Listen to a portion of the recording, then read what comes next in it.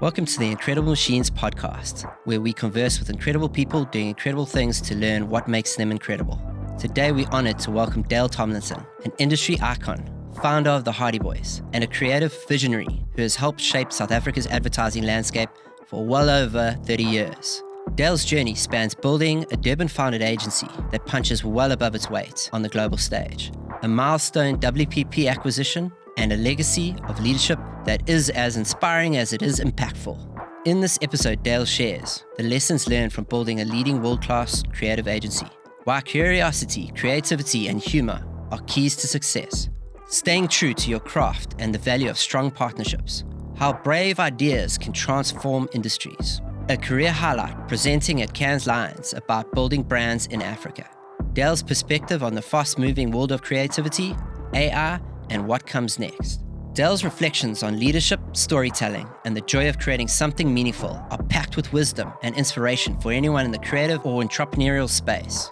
But without further ado, let's dive in with the incredible Dale Tomlinson.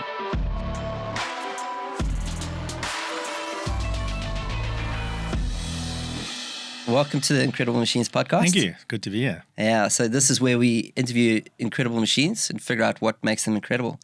So I'm over the moon, I think, to have our next guest, and we're going to kick off the year with this. Let's aim at that. That's cool.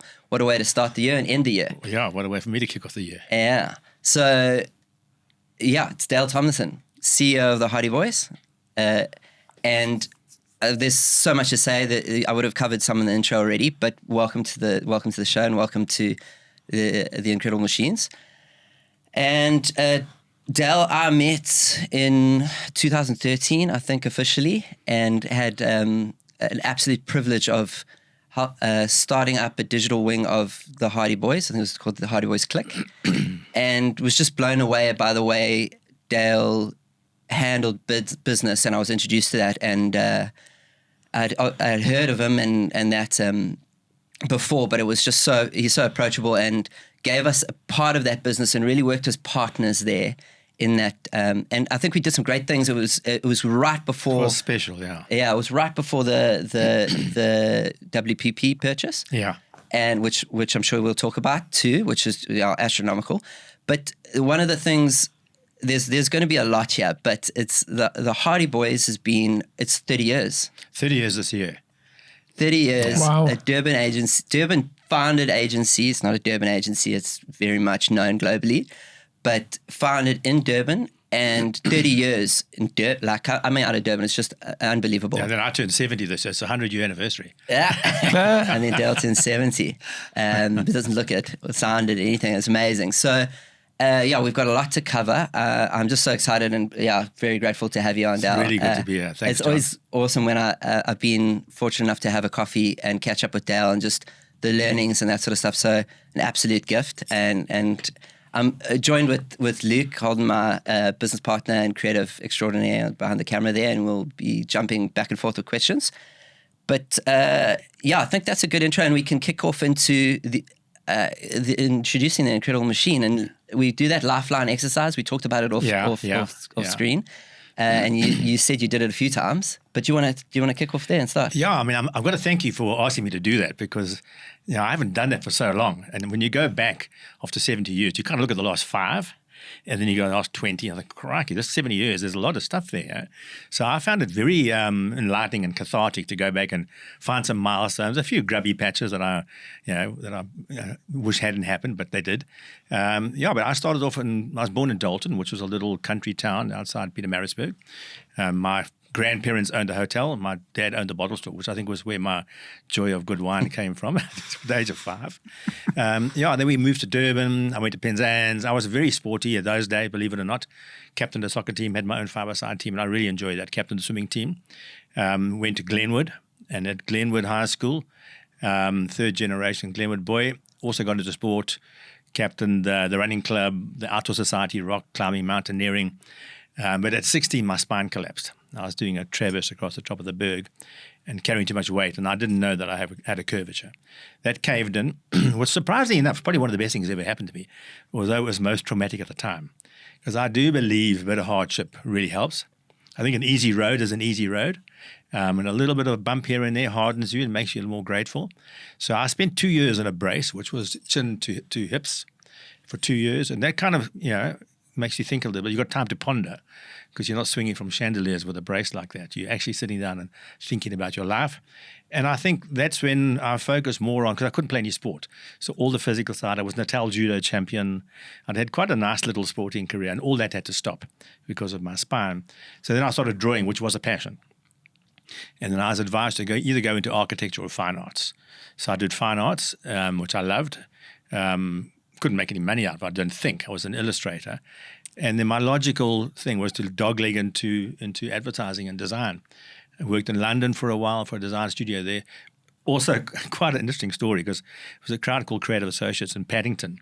And I saw this advert for a young creative designer and a creative director. So I went in for the interview, applying for the junior position. I got the senior one. So it was quite scary because I had never done that before. Anyway, I busted and we got through quite well. We did some nice work.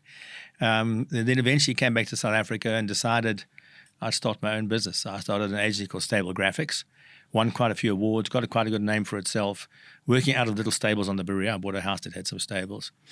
It turned out the company wasn't that stable. Just before you get to, so how long were you in the UK for? 2.5 years. Okay, 3 years, yeah. Came back, Stable Graphics, not that stable. Not that stable, yeah. But it was a learning curve, yeah. I'd never run a business. I was a fine artist. So if I'd had any fiscal intuition, I probably wouldn't have done it. The naivety was what got me through, not knowing how tough it was going to be. But I loved it. I loved being independent. And then Stable eventually merged with Bernstein, Loxton, Golden and Klein in Johannesburg. They bought the agency. Okay. I went to Joburg for a while to run the Joburg office. Came back, I was a Durban boy, came back and got persuaded to start the Hardy Boys. And that was the journey of the Hardy Boys. The Hardy Boys name was, that was an era where every agency tried to put every director's name on the letterhead. Howard, Bumble, Thripp, Graham, Finson and Associates. So I thought, let's do something conceptual. And Frank and Joe were my first recollection as a young boy of problem solvers. They would solve problems, solve cases. And if they couldn't solve it, they'd call Chet in, who was their mate, to help, or their dad was a retired detective. They brought him in to help. So that was my first recollection of outsourcing talent. So I vowed that Hardy Boys would be never more than 12, 15 people. Everything else would be outsourced. That went wrong. We got up to 100 at one stage. But that was the start of something exciting about problem solving, using design to solve problems for brands and companies. And design is really where my deep roots emerged eventually. Yeah, and then just to jump in there. So it's interesting. I heard you say that when you were naive and you did this, and it's something I've felt too in entrepreneurial ventures. Like, if I knew what I would going to go through, I wouldn't do it. Well, everyone told me not to. So yeah, but you're stubborn. So entrepreneurs are, there are a few things. So creative, conscientious, disagreeable. So they tell you not to do it. You're like, well, I'm going to do it. And how bad can it be? And then only after the experience, you're like, I don't think I would have done it if I'd known, but it's best you don't know. It's best you don't know. Because also they tell you how to do it. They say, well, this is what you must do, this is what you must do. And then you do that and it might not work. So it's better to find out what works and polish what works rather than try and fix something that's not working. Yeah. So it's better to, I think, carve your own path. And you've, like, I picked up in your notes there that, and working with you is specializing is very important. Yeah, and I think, I've had a lot of friends that have done something well. Well, that's good. I'll go and try that. And they were better at that. And so they go and try something else. And it wasn't really, and this starts to wither because it's being neglected. And they try this and they try that. I found staying with what I loved and did best and just started to try and do it a little bit better each year. So I think it was quite good. I think it got better. I think it got really good. And then I got good people joining me who they made it even better. So it's always a collective effort. If you think you can take the kudos yourself, you're a bullshitter. It always takes great people around you to make it work. And I've had some great people. I've been very fortunate. But also at the same time as I started Hardy Boys, I had been through a previous divorce, which was unfortunate. No kids. There was a bull terrier, and I got custody, which was one good thing that came out of it. And then I met Kerry, who I'm married to now, who is a remarkable human. Yeah, just got a big heart. And I think, backed me all the way in the risks. And then we had 2 kids, which are, I'm about to become a grandfather at 70. My daughter's pregnant. Amazing, congrats. She runs a little design studio, 200 students. My son's got his degree in design and photography, so he's following the path. And I'm sure he's going to be a damn sight better than I ever was. He's awesome too. I'm connected on LinkedIn, but I've met him before. He came to the office at one stage, and he's in the UK for a bit, and then also he just not to work. No, he's been traveling around the East now with his girlfriend, Cambodia and Vietnam, getting all that out of his system. Okay. Now he's settling down to try and grow up. Yeah. So that was that journey, and then I think a big highlight for me for the Hardy Boys, for me, well, not the Hardy Boys, me as an individual, we were doing work for Diageo, and it was a global appointment we were doing because they ran it out of London. I met Andy Fennell, who was the global chief marketing officer of Diageo, and we were working on Smirnoff and doing some great work. And he was asked to talk at Cannes at the Lions, and he said, Dale, would you share it with me? We want to talk about Africa, and I'll be the client and you be the agency, talk about building brands in Africa. So I just automatically said yes, not thinking how intimidating that could be. So we did the presentation. The auditorium, when you walk on stage, it's a bit like a matchstick.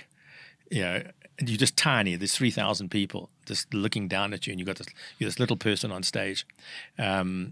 But it was inspiring, and there were other rooms outside. People were listening, and suddenly it just felt like, wow, we punch above our weight in South Africa. The fact that we started off as a little agency in Durban, we're talking to the world's best. It's like the Olympics of design and advertising, and you're on there chatting about some of the stuff you've done. And I'm so proud of what comes out of this country. I'm proud of the quality that comes out of this country and gets a chance to sit on the world stage and share some of what we've done. That was a highlight for me. Yeah, it was 2013, hey, Cannes? Yeah. Oh, that's amazing. And actually after that, I looked down in the front row, and they were the heads of all the top agency groups all in the front row. So Martin Sorrell, all those people sitting down there, you go, oops, And again, it sounds like, it's entrepreneurial mindset, which I'm picking up, is like so we jump off the cliff and build a plan on the way down. It's pretty much like that, yeah. Go to the auditorium and don't realize, like, okay, wow, this is I had big. no idea the scale of it. I'm very happy to do it. Walked on the stage and you just see 3,000 people and you think, okay, this is fairly big. And I'm not big myself, so a tall person wouldn't have felt as intimidated. But the next morning, I got invited to a couple of breakfasts. One of the senior guys at Ogilvy, I met a guy called Peter Dart from WPP, had a few breakfasts, and they said, would you consider selling a share in your business? And I thought, well, I'm about to turn 60. Now's a good time to do that. So I agreed to sell to WPP. I went to see IPG in London.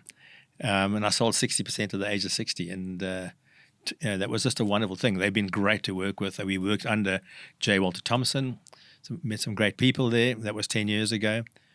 I was going to retire at 65. I said, I'll hang on until 65, and then at 65, they merged with VML, with Wunderman Thompson. That became WT. And then Miles Murphy said, would you stay on a bit longer? I said, well, what's a bit longer? He said, will you stay till 70? I said, what if I don't live till 70? I mean, but I'll give it a tilt, So that's there we are now. And the end of last year, 4 agencies merged. VML and Y&R and Wunderman and Thompson all merged to call VML Worldwide. It's the biggest agency in South Africa now, and one of the biggest in the WPP Worldwide group. So I'm very proudly part of that. I mean, to end up with such great people around you and be part of such a great business, I never saw that coming. When people said, don't start an agency in Durban, it's impossible. Nothing ever comes out of Durban. And to end up with this, it's like a wonderful culmination. And then the big news that came around the beginning of this year is that when Grey, at the end of this year, it'll be formalized next year, Grey, which is part of the international group, was being merged into the group. And I thought, well, this is probably where the Hardy Boys name is finally going to go. And they said, would you mind if we rebrand Grey the Hardy Boys? So I said, absolutely. I'm so proud, because when I was starting out, the 2 agencies I really admired in South Africa was Rightford, Searltrip and Macon. They were doing incredible work. And Gray Phillips, Bunton, Mandel and Blake. And they were like my heroes, I thought, those guys, they've got it. And the fact that Gray is now going to be called Hardy Boys South Africa is a wonderful way to be 70. It's a wonderful way to I don't know how long my career is going to go on, another year or 2 or 3 years, I don't know. It depends how long I add value. But what a way to wrap up, to take those people that you really admired. And I thought one day I'd love to be Grey, and then now Grey's Hardy Boys. It's a lovely, and the Grey people are amazing. They've done incredible work. They've got the same creative ethic as Hardy Boys has. I think we're going to do good stuff together. So it's been a lovely wrap up to what was actually a tough year.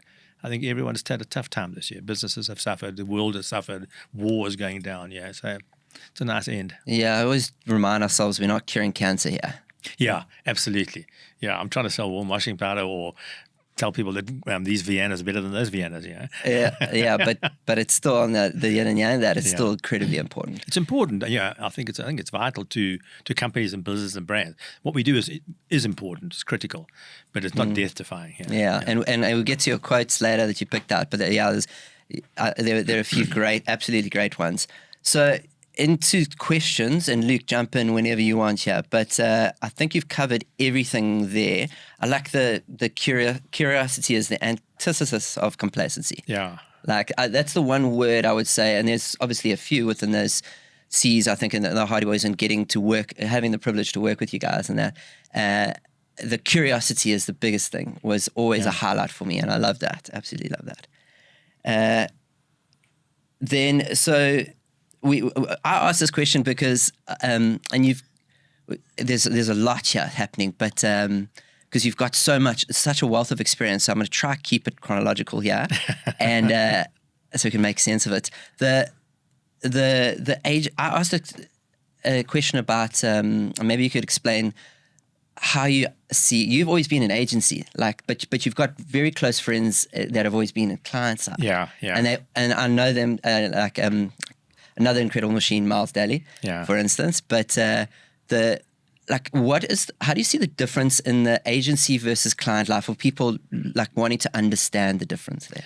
Yeah, I think they're two very compatible worlds. That's yin and yang, and one needs the other.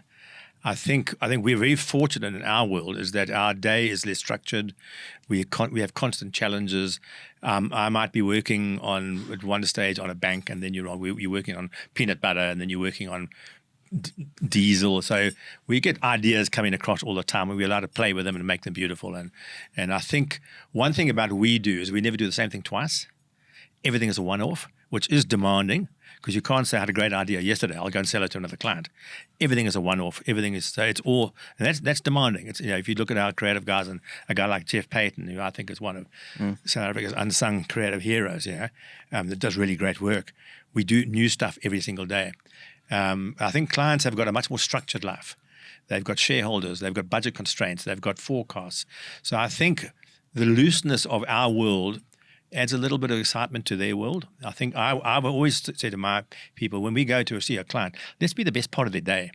Let's put some exciting stuff on the table, because they might have gone through budgets and forecasts, and this particular thing is down, and the interest rates are down, and the materials are still in the water, and they can't make margarine. Let's just go make their day a little bit exciting. Give them a great idea. So I think we add some value beyond the work we do. I think in some of the spirit we bring, and I like the fact that our industry is about a constant flood of random ideas and rampant imagination. It's not a contained life. I think theirs is a little more structured, a little more contained. So those are the two big differences, I would think. And they're much more held accountable. If baked beans don't sell, that's a problem. Mm. Yeah, no, exactly. I would agree. I love one of the principles, and we'll talk about it potentially when we talk about the case study and how it might fit, is detach and distribute. But it sounds like the word that comes to mind when you talk Hardy Boys work is bespoke. It's like once off. That's it. So it's difficult to detach and distribute in those instances, except for tactical things. I guess that would make sense. Like, for instance, a tactical thing we've had huge success on, like a call me back button on a website. Yeah, where it that works so well there. Would it not work on the baked beans site or the thing? Let's try it. Could you take some of that? Yeah. So that's stuff, but the bespoke is the idea, the concepts, and that. One of the questions, and there's probably a few of these, but the most difficult decision in the last 5 to 10 years for me. Yeah, what has been? I think the most difficult one is when do I sell, and then the other is when do I stop. Because I think also what you've got to understand is the people that you're working with are younger, vibrant. I mean, technology, I can barely use a cell phone, and I see what these guys do, and it's just inspiring. So what you do want to do is understand what you do know that might add value, but don't pretend you know everything because they know a lot more than you. So when do you step back and say, okay, they're on their own now because they're going to do it way better than I ever did? And I think I'm there now, and I have been for a while, just watching the other people in the industry fly, and I've had that opportunity. What you don't want to do is be the guy that thinks he knows everything, because that just doesn't exist. So when do you stop? And when you do decide to stop, what the hell do you do? How do you fill that space? Because there's when you've had a life in a world that is so full of things and noise and people and laughter and brands and colors and events, and suddenly that comes to a standstill, you've got to fill that vacuum. So that's why I've been probably putting it off until I discover what I want to put in that space. So I'm kind of probably there now at 70. I'd like to stay involved. I love the industry. I admire the people. I don't want to be a guy that sticks around beyond his sell-by date, but I do want to listen. I do want to hear. I want to give advice if I can. And I'm always available because someone comes and says, "Can I come have a chat?" Like, there we go. Yeah, I would think someone wants to talk to me. It's knowing you for a while now, and also listening to you speak this morning. There's this humbleness that comes across, and I don't think we're going to let you go. Like, I don't think anyone's going to let you go. So you don't actually have to worry about that in my mind. Like, it's not, and I understand as being in the unit, like the person, like we kind of think, are we a burden? Yeah, are we past our sell-by date? But there's such a wealth of knowledge that it's one of the quotes from the first episode, Luke, is when the student's ready, the teacher will appear. The teacher must still be around to appear. And it sounds like you're one of those people that would be open to also being a student all the time. And that's the curiosity that we talked about there. So I think I would love it if you didn't plan on going anywhere. Obviously, I think in your notes it said travel. But the point that I want to, and it sounds like you're saying this exactly, and I love this, that people like want you there. They don't need you, and that's what you've aspired to have. So you've got really great people working in those, and it's just incredible, that Gray, what you shared about the story there. So they want you there, but you're not needed. You actually want it, and that's the best place to be. I think it is a very different thing. There's still some value. I mean, in talking about, I think I can talk about that. I had a lunch on Tuesday. Some guys said, friends of mine said, would you come to a lunch? I hadn't spoken to them for a while, so this is sure. They said, and so-and-so's joining, and someone else came and joined. We just got chatting. I wasn't too sure what the lunch was about. I thought we were just catching up. It looks like it seems like they've acquired a business. And they said, we would like to maybe come in a week or two and have a bit of a brainstorm. And I said, geez, I'd love that, And we started looking at the business and, well, what you could do this, and you can maybe do that, and maybe build this upside down and change that and change up. I said, when you want to get together? They said, no, we've just done it. So we don't need to get together. This lunch did challenge enough to make them maybe go rethink some stuff and look at things from a different perspective. So I think when you've done a lot of stuff, there's stuff in you don't even know it's there. It's kind of just in your DNA, and you walk into a room and someone will ask a question and it'll trigger something you did 15 years ago for a bread brand or something you did for someone in Kenya, and it comes out, and I think, geez, where did that come from? Because it's kind of in you. It's baked in, and it pops out when they need it and when you need it. It never goes away. And I think that's what the timeline did for me. The timeline made me look at myself, and I'm not as dull as I thought I was.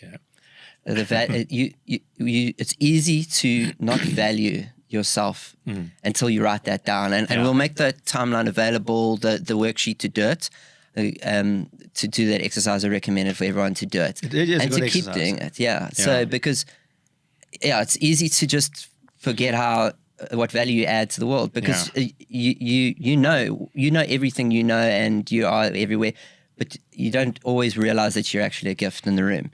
So, and that's what, again, the definition of an incredible machine is, and that's why you're here. I still think it's the incredible midget, but I'll go with the machine. So I have this thing about self-deprecation, Dale. It's quite interesting. I say, if it was an Olympic sport, I would get a bronze, because you couldn't give me a gold. That wouldn't be self-deprecating enough. It's not enough.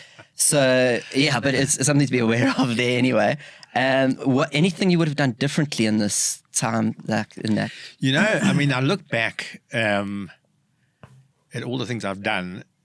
For me to have wanted more would be sheer greed. So I think life has been better to me than I ever anticipated. Not financially. I think comfortably financially, absolutely, that's an important thing.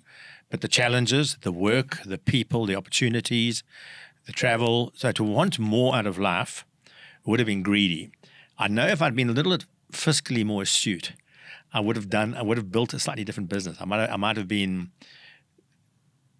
launched another division or something. So I always chased the work. I was always about the work. I was always about the brand. I was always about doing great stuff. And I forgot about the money. It wasn't important to me. What money I did make came as a result of passion, I think.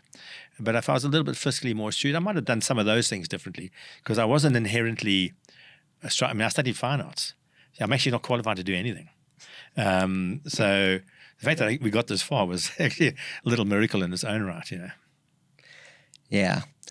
Okay. Yeah. I mean, that's interesting. It's very interesting because again, people undervalue their gifts in general. It's a generalization, but I find that they do that, and it has just been some incredible journey. And the fact that you could still see that there's some sort of improvements. Durban agency taking over Grey South Africa and becoming merging. So I'm talking about naming rights, and I'm getting my competitive edges getting there. The backing of So merging and out of Durban, and it's just amazing. What do you see next? You've touched on it slightly, but have you got plans for 2025, 2026?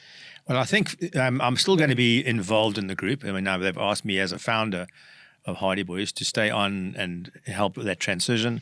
So I'd love to be a part of that as long as I said, as long as I'm adding value, I want to be in part of it. So there's an understanding that at my age, I do need to travel. So the admin is not an issue for me. That's all kind of taken care of, which I wasn't good at it anyway.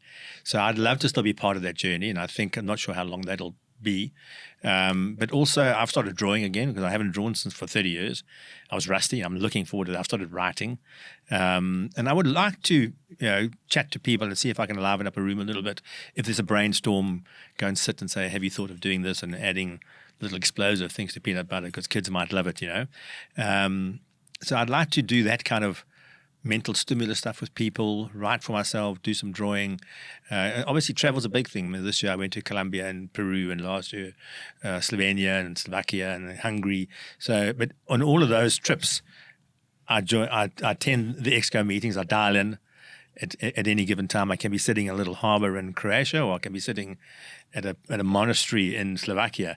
Because the freedom of the modern way of working, you can still be engaged whilst not putting your own needs and your own desires on the back burner.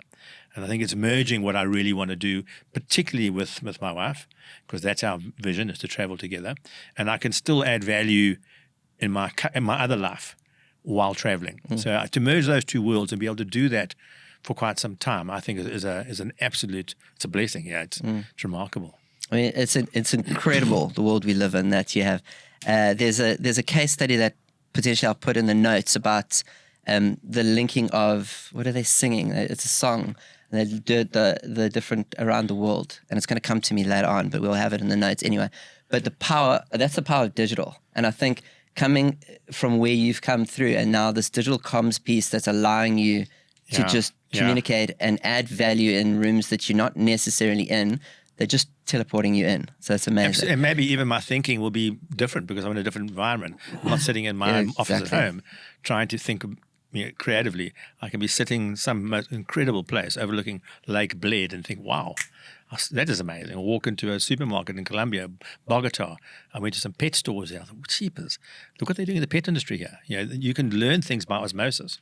If you have an open mind, you walk into it, you'll see something that you weren't looking for, but it's there. But you've got to be open. You've got to have your eyes open. I'm curious. Yeah, you'll be curious. On curiosity, these books you've brought, I can touch on them now. Is there at least one coming out of you soon? Your book, you mentioned you're writing? Well, I'm writing to discover what I want to write about. I would love to, I think I would love to write a book. If it takes longer than 5 years, I might not be around when it's published. So that's a worry. But Yeah, I just think there's so much to share, so much to tell, and also if you put some humor into it, and that even in some of the toughest times, there's wonderful lessons to be learned. So I mean, I've always said that laughter is the criteria of everything in life. Just a simple act of laughter. If you walk into the business and people are not laughing, there's something wrong. It's not a great environment. If you go home and you and your wife and your kids are not laughing, something's missing from your home life. So wherever there's laughter, it's a signal that something's working. In the absence of laughter, something's missing. So I would like to make laughter one of the elements I play with going forward, and maybe in the work that I write or the humor in some of my art. Yeah. So just it made me think of this, and Luke has heard this ad nauseum, I think. Malcolm Gladwell, one of my favorite authors, is, I don't know if I've shared this with you, the last book I read of his, I listened to as an audiobook, so I'll be clear on that. It's I Hate the Ivy League. And what that book was he aggregated all of his podcasts and then curated the ones that were about his disdain for the Ivy League. Yeah. And then he collated the podcasts into some sort of order. So it's aggregate, curate, collate, and then disseminate. So then it becomes he's got a book, but it's the spoken word first, transcribed, and now it's selling an exclusive. And share, okay. So maybe an idea for your... We'll see. It's very early days. For your book. But I've got some questions from the industry and some people and previous guests. So thank you very much for that, guys. What still makes you excited about the creative industry? The fact that it moves so fast does scare me a little. But when I see what comes out of that, it's just inspiring. I love the fact that even in the world of AI, which I think is very liberating, the value we add as humans in our minds is still amazing. And when I sit down and I see some youngster come up with an idea around a product that is inherently not that exciting, and they make it exciting and they make it captivating and endearing, I love the fact that there's spontaneity comes out of creativity. I love the fact that each person thinks differently. I love the diversity of thought, and that tomorrow will never be the same as today. When I said everything is a one-off, the fact that the challenges that come across our desk and in our lives all the time are always very different. And I love the fact that we landed Standard Bank in Africa. And I love the fact that, we landed Barclays Bank. But I love the fact that we borrowed from Unilever and on how we did some detergent work, and we took it into branches of Barclays Bank in Africa. We borrow from another industry. I love the fact that you can take something here and borrow and enhance it. And I think that's a fortunate thing in being creative. You're exposed to so much, and you can take out some good things, blend them, and make a whole new fruit salad, with all the components you believe in. Oh, amazing. Next one is, how did your perception of creative leadership shift when you started and where you are now? It's quite weird. I think when I was starting out, maybe because I was young and naive, I had a lot of heroes in the industry. And a lot of big agencies had big people running them. There's some, when you think about Rightford, Searle, Tripp and Macon and those guys, there were some big names around the world, David Ogilvy, and in the design field, Milton Glaser, Alan Fletcher, they're big people, big thinkers. I don't know that you have that. You don't see that many anymore. The industry seems to become a little bit more fast-moving, more structured. I don't think the individuals are as vocal as they used to be. I think maybe because we were doing a bit more pioneering, we were kind of doing some stuff that hadn't been done for. There's a lot of stuff now, you're trying to repurpose something because you've kind of seen the idea before. And on that idea of seeing it before, when we present to clients and I present a piece of work, and I haven't done that for a while because my team will do it. When a client says, "Jeepers, that's crazy," I think, "Oh, thank God it's crazy." If they say that's nice, then I know they've seen it before. So I love the craziness, because in the craziness of our industry is where fresh ideas are. If it's not crazy, they've seen it before. So it's got to be in that little spark of craziness that I think the industry still has. Yeah, it's one of our principles: crazy, be strong, or think differently. Yeah. And the case study later on we talk about is very much and what you invoke. I think the Hardy Boys invoke in their work is that just turn it upside down and look at it very differently. The question, this is a yes/no, which I don't generally ask, but we're not going to go down this rabbit hole. I imagine that you're a Monty Python fan. Madly. Okay. Yeah, madly. Yeah. So this is, what would, we as we said, we're not going to let you go. It kind of reminds me of that Scarface meme. I think I'm out, and they just keep dragging me back in. It's going to be Dale's face there. And I think it's Scarface, but anyway. What is your hope and wish for the future of the creative industry? I hope that all the technology that's coming into, which is very empowering, is liberating and not inhibiting. So I hope that companies, I hope companies value it more. Very often the work we do now, I believe, is not valued as much as it should be. So I think maybe in those days when you take a good idea and it might take you 3 weeks to put it together because you sweated it and you didn't have all the technology, and when you presented it, the clients thought, oh, that's amazing, and there was a deep inherent value. I think ideas, even now with technology, you can make a bad idea look great. And I think the ability for a lot of people to discern good from great is a problem. So I think sometimes some good work gets through that shouldn't get through, and some great work doesn't get understood and goes in file 13. So I hope the creative industry gets respected more than it is currently. I think very often it's not. If you chat to a lawyer, every hour he spends thinking about your business, he bills you and you pay. You talk to a creative guy and he spends in the shower, in the bath, running, walking, thinking about their business. And when you give them the quote, they say, oh, that's expensive. And they try and cut it in half. So I would like the value of what we do to come back. Yeah, that's great. I think, I don't know if we've ever spoken about it. I know Luke and I have, and we alluded to, I think we did chat a bit about in episode 1 or 2 with Sean, strong link, weak link systems. Have you ever heard of that concept? So I won't get too into the reason that I'll have the link to that episode there, but it's a Malcolm Gladwell concept, and it sounds like you've just echoed it, where it was we're moving towards a weak link system, and it's not a bad thing necessarily, but the old system, we used to have heroes and incredible machines were highlighted, and so he uses the example of the Chicago Bulls in 1995 and 4 and that Chicago Bulls, where that was a strong link, and basketball was a strong link game. There's 5 players there, 3 are excellent. 2 is like, one's a tall, lumbering white guy from Australia. He's like, but they win championships because they got Scottie Pippen. It's those links that So because you only have to pass a few times in that court, and you score multiple points all the time. Whereas football, soccer, which you said you used to play when you're younger too, so you know it's a weak link system. It really matters if you have, because not all 11 are brilliant. Exactly, but no, not necessarily, because you can improve your overall output on the season by improving your weakest link. So if your goalie is terrible, you need to improve him rather than getting Ronaldo. Into the team. So if you each link has got its role to play. It's got to be strong. And the case study that he uses is a hospital net promoter score with the best surgeons and best people involved at the higher levels, and the net promoter score being absolutely horrific from Gen Pop. And then what they did is they sent their team, the receptionist, the janitor, they sent them on hospitality training. Again, so tying in from another category, like industry, like creative thinking, of just bringing that in.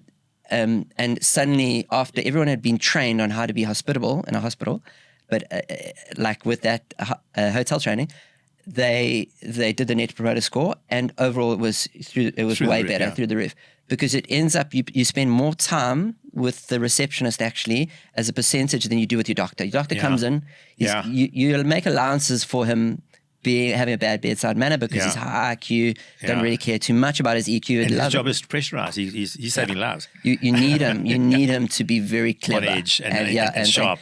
And then so the nurse, the janitor, them greeting you and having that actually becomes a large percentage of your experience. And the overall experience is what that net promoter score rates. So and it makes it, I think it's very real. Yeah. So it seems like we are moving towards that, but it would be nice if you could just have those heroes, those incredible machines, come up and highlight them. And there's opportunity for that. I think it's like the digital world is just so amazing. Next question for you was an interesting one. I love this. Is if you could be a character in one of the Hardy Boys books, what or who would you be and why? Like, why would you choose that particular one? Okay, so the Hardy Boys. Let me take, if you're saying if I could be, which means we're talking about the present. I'd be their dad, Frank and Joe's dad, because he's a retired detective, hell of a lot of experience, won some cases, probably hasn't won some cases, learned how to dig in the dust and find clues and all that kind of thing, probably gone and solved cases across all different spheres. But these two young boys are bright, they're young, they're hungry. Frank and Joe want to get out and do it. But when they bumped their head or got stumped, they'd phone the old man and say, look, Jeepers, what do we do? And he could say, try this and try that and try that. So I think maybe I'd be the old man, the 70-year-old that says, yeah, I can help. I can't do it for you, but I can maybe point you in the right direction or challenge you or say, your thinking's great or I can tweak it. So I'll be the old guy in the book. Yeah, no, I love that. Very, very. Let's say you had an ultimate creative power to make a fundamental difference in the world. What would that be? I suppose we're all traumatized about, it worries me that every day we get people to buy more stuff. And that's part of the creative role, is buy more cool drinks and plastic bottles and tins and cans and that. So if there was a creative power where we could impact people's conscience about when they buy stuff, because a lot of companies are trying to do simpler stuff, but clients want to buy fancier stuff. Customers, they want the fancy, and with that comes, if you look at vapes, if I could get the world to go back to smoking cigarettes, so the only residue is a little filter made of cotton wool, because you burn the paper, you burn the tobacco, you ruin your own lungs. But vapes have got springs and chemicals and batteries. They're indisposable. That is to me is one of the. I'd go back and smoke a cigarette. If you want to smoke something, if you want to ruin your own health, don't do a vape. Don't spoil the environment. Smoke a cigarette. It'll vanish in your mouth. The vape will end up as debris on the floor. It can't be composted. So I would like to have influences where people's habits become more sensitive as a creative person. Have people have a groundswell of accountability, passion, turn on the brands that don't care, support the brands that do. I love that. It's very consistent with with the and that, and it's consistent with a marketing and advertising person. Even the madmen that I've been fortunate enough to work with in previous years is like we want to change your mind like that. You want to actually get involved. Like, come on, change behavior and all the habits. Yeah. So this is a nice. You mentioned file 13, and I think that might have almost been a file 13 case study, and you managed to rope it back in, or maybe I'm incorrect, but like often when in creative work we'll present, we think it's lovely, and the client, it's crazy, but what difference is it going to make to anything? And they shelve it. The case study that you chose, do you want to take us through that? Yeah, no, I think because it was a bit of a proactive, and a friend of mine had gone. He was an entrepreneur and businessman, and gone overseas to a trade show, and he'd found this bottle with a pepper grinder on it. So it's a glass bottle with a quite highly engineered pepper grinder and everything. And they weren't available in South Africa. Well, we'd never seen one. He said, look at this thing. It's just, I saw it at a trade show. He said, do you think your clients at Robertson's would like something like this? I said, I'm sure they would. It's a cracker idea, So I was thinking, what was the role of what role would it play? So for me, the opportunity of this pepper grinder, which we have on every table in our home now, you've probably got a salt one and a pepper one, and maybe even a cayenne pepper one and a mixed herbs one, was that how do you get brands onto someone's dining room table? How do you get brands onto restaurant tables? How do you brand those spaces where people sitting down, like at a bar, if you order a beer, you're holding a Heineken, you're looking at that brand all the time. How do you do that in the dining experience? So people will sit down for dinner and they'll say, pass the grinder, and they'll be picking up a Robertson's grinder, grinding it onto their food. So you're branding the dinner experience, multiple homes. It's experiential. It's what a chef does. Fresh ingredients into your food, which is what Robertson's wanted to be known for, great ingredients and freshness. So it played into that space. It played into the experiential space, into the in-home branding space. So I thought this is a killer idea. So I did take it in, and I sold them all these ideas that I thought would be great. And I just said, let's not call it a pepper grinder. Let's call it freshly ground. Let's give it a conceptual name. Like the Hardy Boys was a conceptual name. This is a pepper grinder. It's like should you call a Range Rover a luxury truck, or should you call it a Range Rover? You describe the experience. So we called it freshly ground. The guy took it to, it's great. And he said, I really love it. But you get like 100 peppercorns in there. And the bottle's expensive, and the head is expensive. It's going to cost $12-15. Who's going to pay that for 100 peppercorns? So he was looking at selling peppercorns. I was looking at selling experiences and freshness and all that kind of stuff. Anyway, it sat around for a while. And eventually, someone picked up. I don't know who. He came back and said, we think this is a great idea. And we launched it with Robertson's. They were very brave.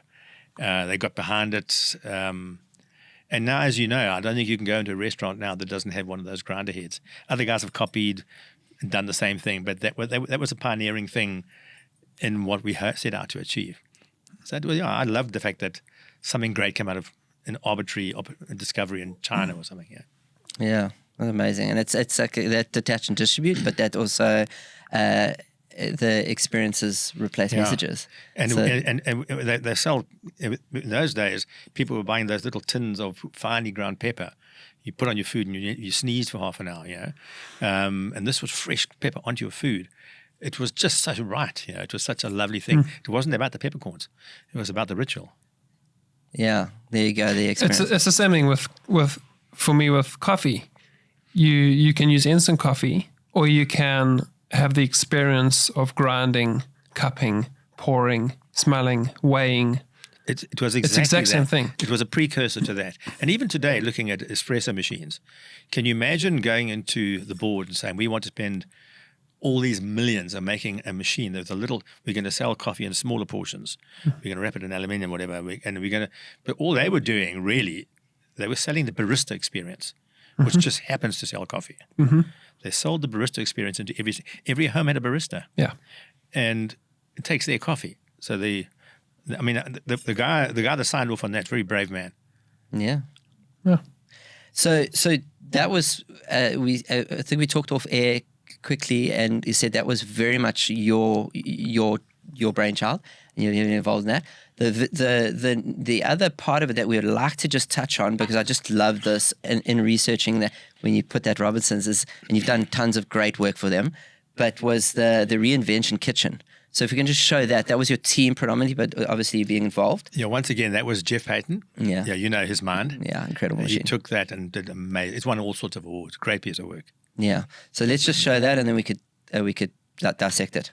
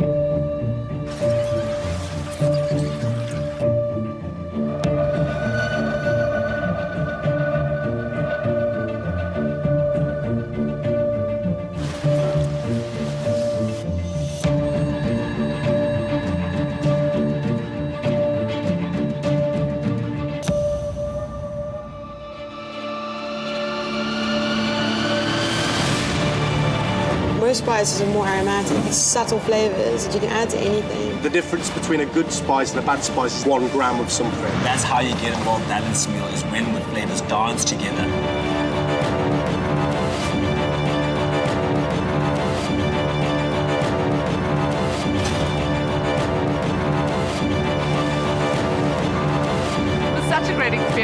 I've never been to something like this before. Every night, the experience is just completely different.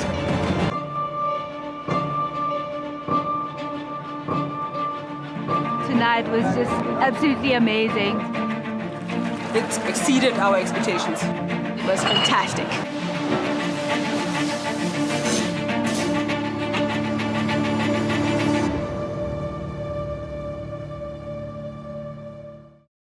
Perfect, and we're back.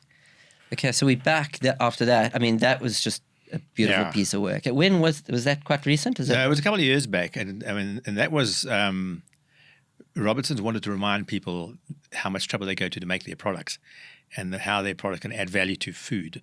But a lot of people would buy the ones they know and not blend and mix, and the nutmeg will sit there for 2 years and they'll throw it out maybe because they don't use it. So this was to get people to experiment, see the power of it, and get back their mojo as sourcing, blending. So that was a wonderful piece of work. I mean, Jeff did most of it. My staff painted everything in there. We designed every piece of wall graphic, painted in our car park at the Hardy Boys, hand painted, changed it overnight.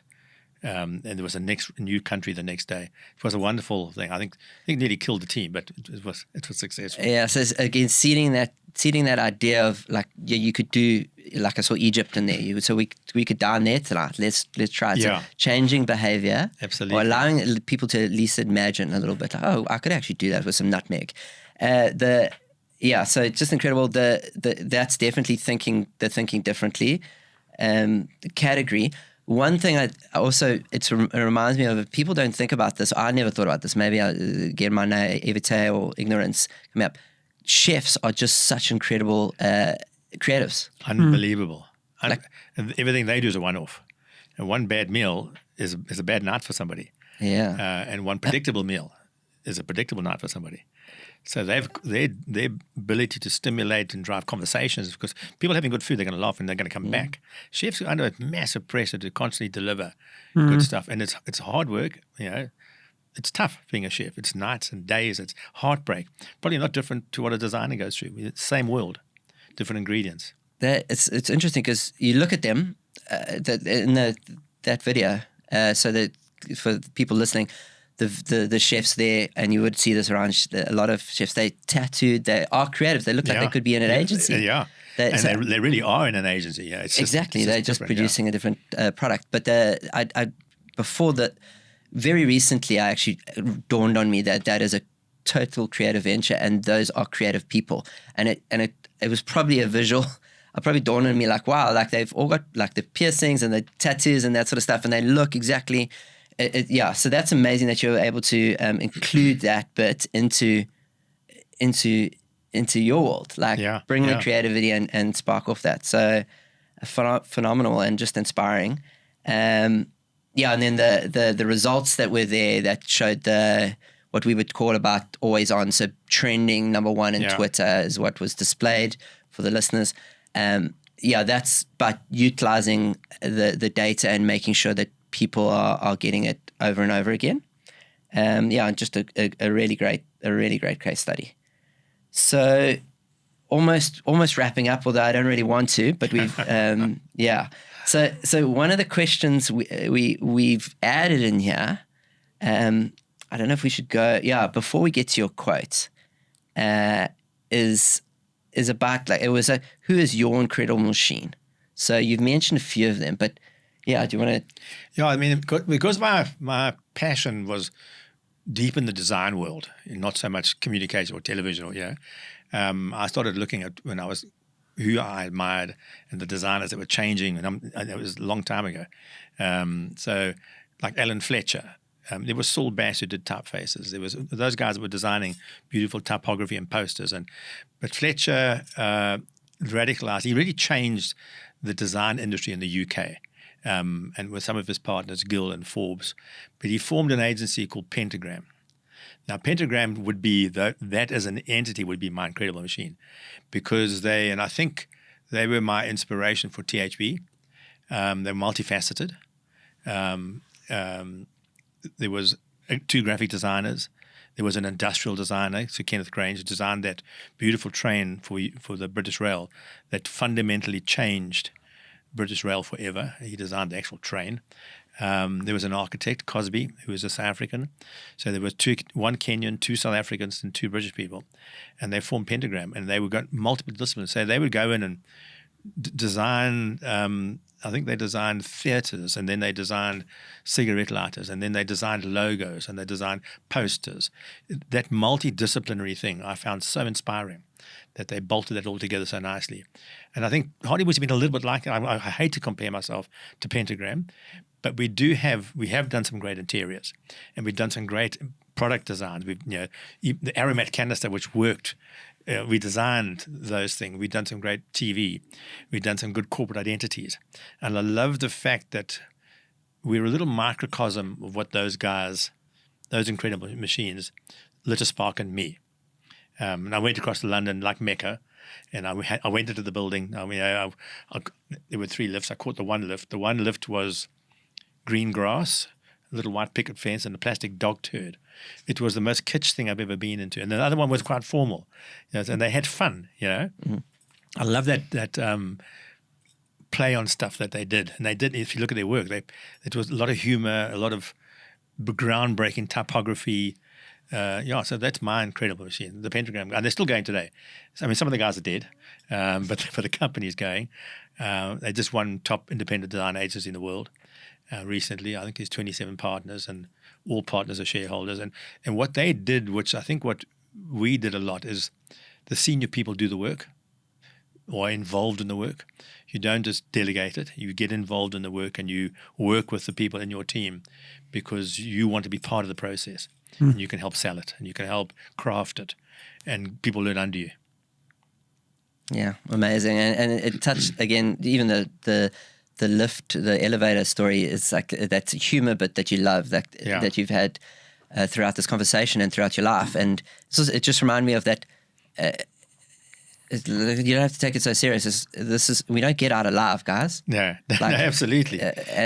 On the yin and yang of that is we're also up to our neck in it. Like it is a very serious game at the same time. So that other elevator is definitely quite practical sometimes. If we can transition from my quotes to your quote, Dale, please. The quote that you said I love cliches, but favorite quote here was, "We have not come this far to be ordinary." Yeah. Why is that important to you?